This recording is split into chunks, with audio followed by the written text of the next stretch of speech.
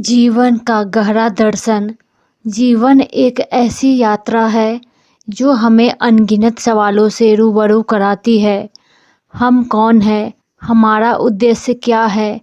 क्या नियति पहले से ही लिखी है हमारी किस्मत, या हम उन्हें अपने कर्मों से बदल सकते हैं? इन सभी सवालों को खोजते हुए महान संतों का दर्शन मिलता है। रमन महर्षि, उनका कहना था कि जो होना है वह होकर ही रहेगा।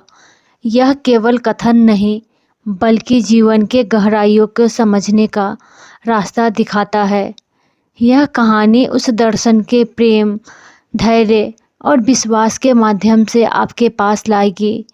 यह कथा है सूरजपुर गांव के राधा और माधव की, जिसने अपने जीवन में रमन महर्षि के दर्शन को जिया। हमें सिखाया कि जीवन में सच्चाई और आत्मविश्वास से हर कठिनाइयों को जीता जा सकता है। रमन महर्षि का दर्शन जीवन को सरल लेकिन गहन तरीके से देखने को प्रेरणा देता है।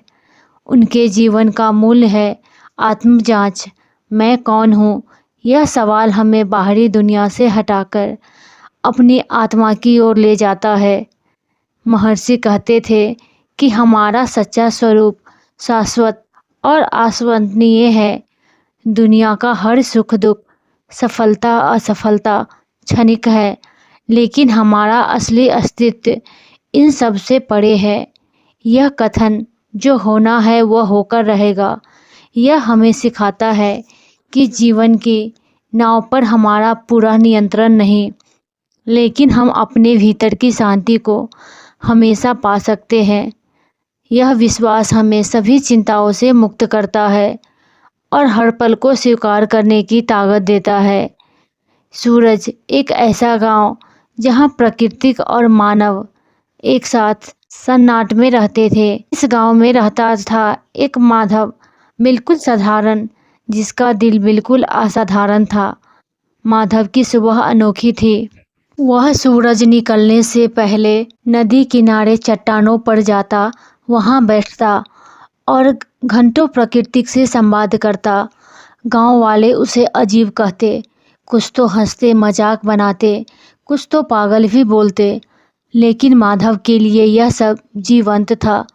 वह कहता, एक नदी मुझे सिखाती है कि जीवन बहता है।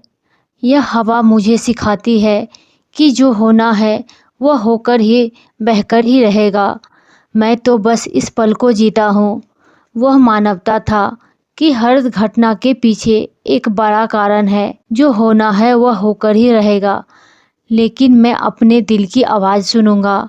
हर पल आत्मविश्वास से उसे हर परिस्थिति का सामना करने की ताकत देता था। मुश्किल का पहला चरण उसके जीवन में आया। एक बार सूरजपुर में भयंकर बारिश हुई। कई दिनों तक आसमान से बारिश बरसता रहा। नदी उफान पर थी और गांव में लकड़ी का पुल टूट गया।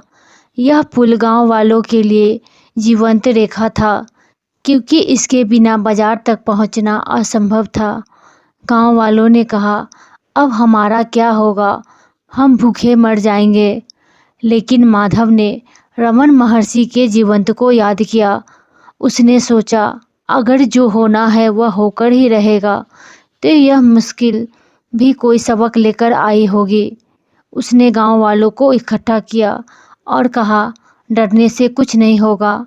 आओ मिलकर कुछ नया उपाय करते हैं, कुछ नया व्यवस्था करते हैं। उसने एक नाव बनाने का सुझाव दिया। लोग हंसे। माधव, तू पागल है, तू सपने देखता है। एक नाव कहाँ से कहाँ ले जाएगी हम लोगों को?